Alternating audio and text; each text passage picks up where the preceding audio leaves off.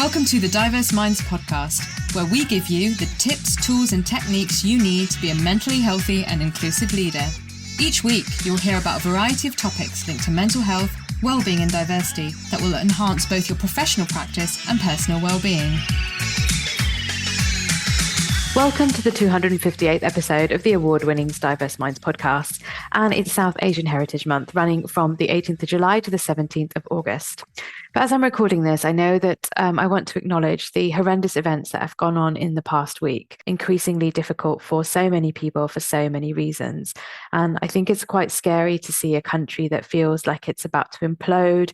It feels like we don't really know what to do, and the hatred that has been seen. And one friend said it feels very much like rent-a-mob going around the country. But whilst that's happening, I think it's really important to acknowledge the incredible people who have been on the front lines protesting. I just saw an image that a friend had shared of a group of people who had linked arms in front of a hotel that is hosting and housing refugees who are escaping from unimaginable pain and suffering. And they have linked arms to protect the hotel entrance.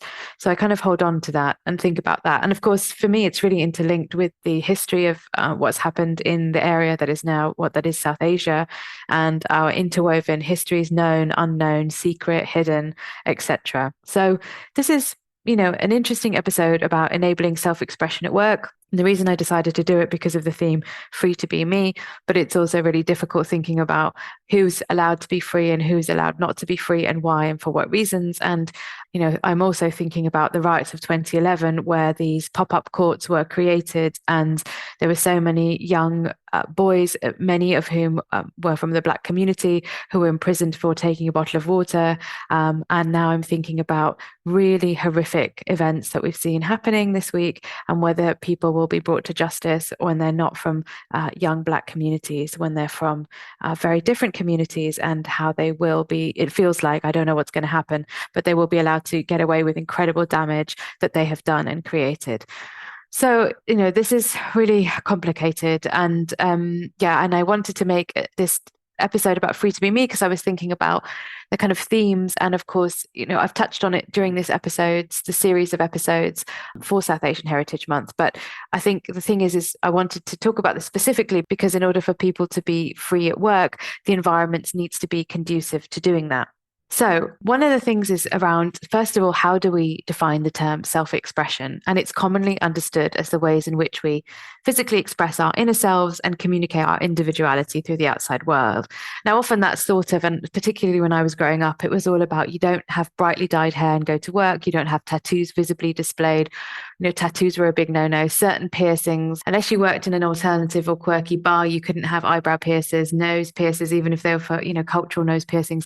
It was really frowned upon. You often had to stick plasters on them. So things have really changed. But I think self-expression goes really beyond that. It's also about how people have to hide parts of themselves. Now, we talk about this quite a lot, haven't we? And I'm not saying in this authenticity paradox, and last week I talked about, it's not safe for often global majority people to be their full authentic selves as they would be in their exhale space, whether that's with their friends or families or in the hobby space, because it simply isn't safe. But I think often we're forced to fit into molds of people that we have to be at work. I think the other thing is it's very difficult to show self-expression because of the questions that get asked of you, and the kind of power imbalance and the right to know everything about your life. But interestingly, according to a survey conducted at Be Yourself at Work, only 16% this survey was conducted in 2023, and the link is in the show notes if you want to have a look. So it's Be Yourself at Work survey. Only 16% of the global workforce feels their authentic selves while at work, and that for the sake of employment, 84% of working professionals have to hide part of themselves. But interestingly, 97% of people that took part in the survey said that they perform better when they can be themselves at work. And of course, that makes complete sense. I think thinking about what I kicked off this episode with at the beginning, the caveats are that there is a professional workplace community. So yes, self-expression is really important, but there are certain tattoos, and there's a whole kind of, I only came to this knowing about this recently, but there's a whole set of tattoos that identify with right-wing ideology. So of course you could say, well, that's self-expression. But I think self-expression shouldn't be at the detriment of other people. And people might not know, and I understand that. I don't know how to understand, recognize all the tattoos. But so it's thinking about this professional workplace community within the policies of the workplace and the law of the country. But it's not about censoring uncomfortable but legally and professionally appropriate topics. And self-expression isn't all about appearance, or it isn't all about opinions, but a kind of balance and being able to do the work. And part of doing the work is usually about connecting and collaborating with colleagues.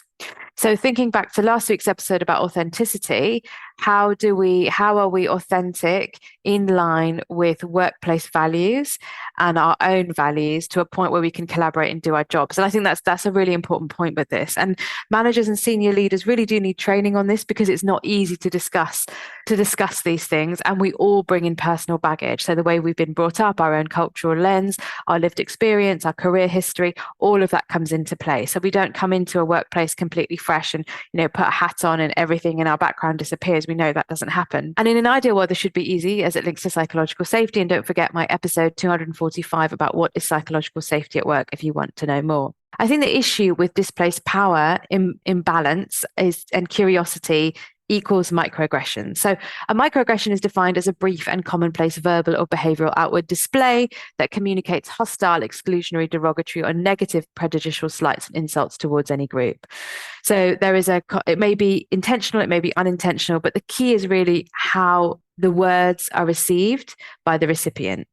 And there is this thing of, well, it was okay to say this in the past. Now, it may never have been okay to say that. It's just that no one really called it out, or people didn't have a space to talk about this. And this is what's interesting with different generations, actually. So what are some examples of microaggression? So your point, so you are, let's say, for South Asian Heritage Month, you're a South Asian person in a meeting, maybe the only South Asian person, you say something, your point's ignored in a meeting, but heard when someone from the in group says it, or from the white majority group says it.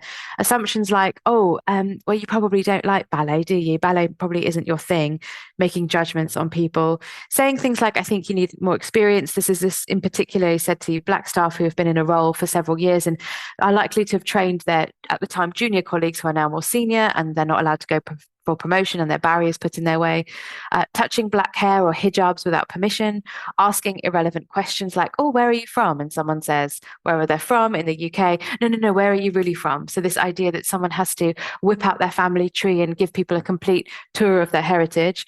And questions like, oh, does Asian skin go pale? Does black skin tan? Which really is irrelevant, and skin is skin. And with questions like this, I often say to people, search engines are there for everyone. So if you want to go look it up, please go look it up. And you don't have to know the ins and outs. And actually, if you really want to know where someone's from, you can type in their surname into a search engine, and you probably will get the heritage without asking them, if you really feel the need to know where someone's really from, which I think is very, very irrelevant to the job in most cases. Now, often I also get asked, well, what if I'm from a particular cultural background, and I think this person is from a similar cultural background to me?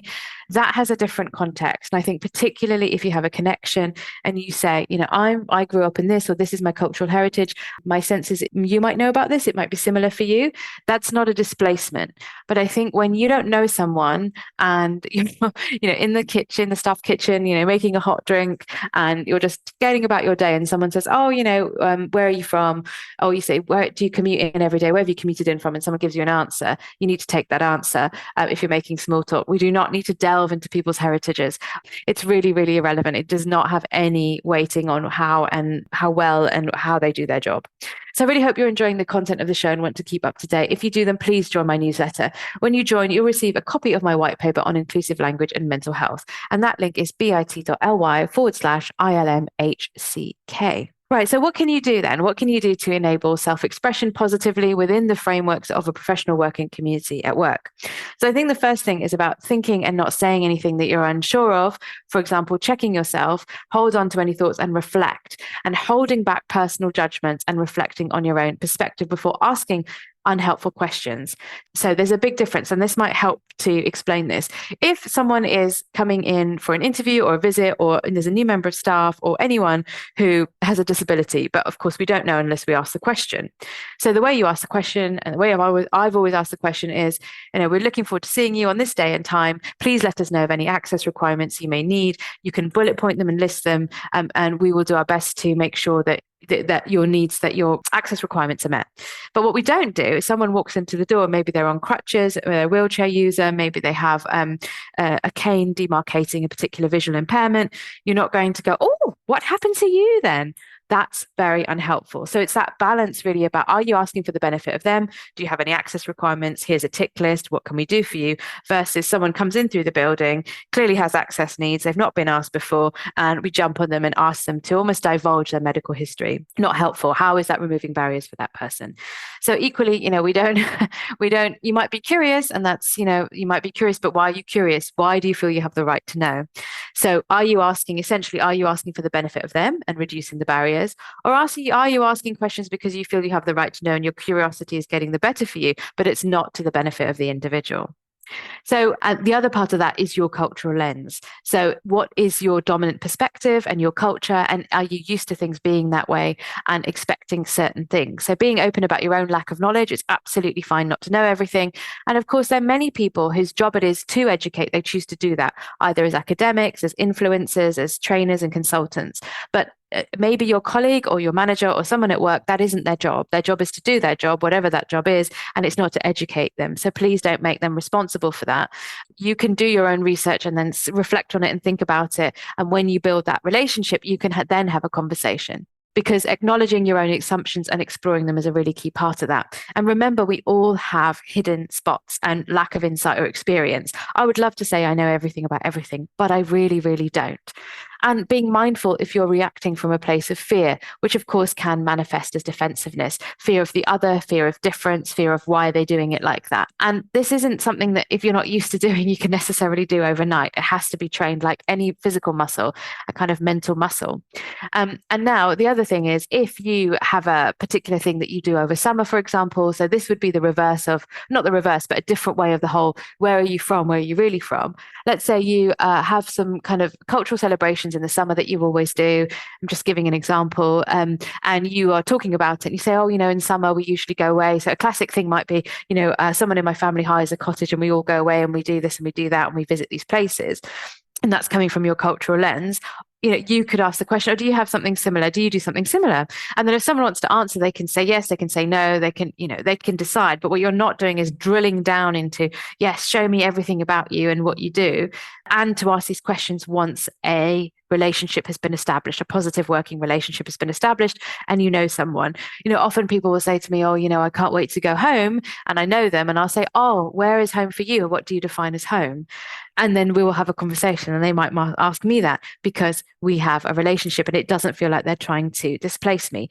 And the impact of doing that is, of course, then we're enabling self-expression. People feel safe to talk about what they want to talk about, maybe to wear cultural dress one day if that's what they choose to do, to not worry about being questioned and being weird. And you all know that I've been building on this throughout this series of episodes.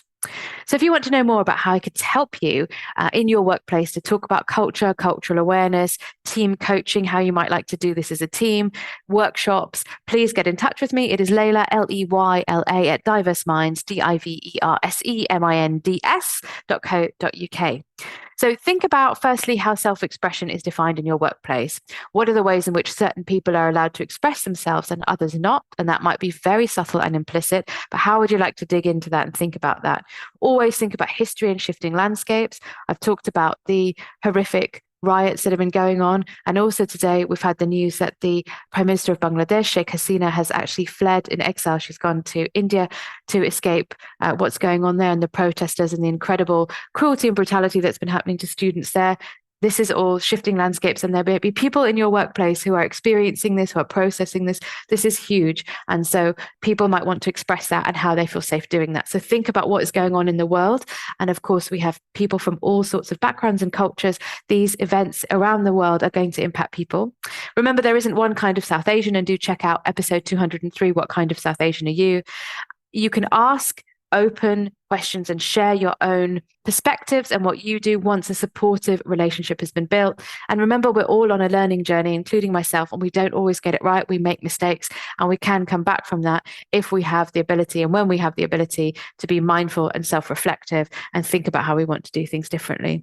So I really hope you've enjoyed the show. I know it's been a bit of a somber one, but if you have, please write me a review on Apple or Spotify, or wherever you listen to your podcast from. And as always, I'd love to hear from you as listeners. To make this super easy, I've created a place online where you can leave me a voice note anonymously called SpeakPipe.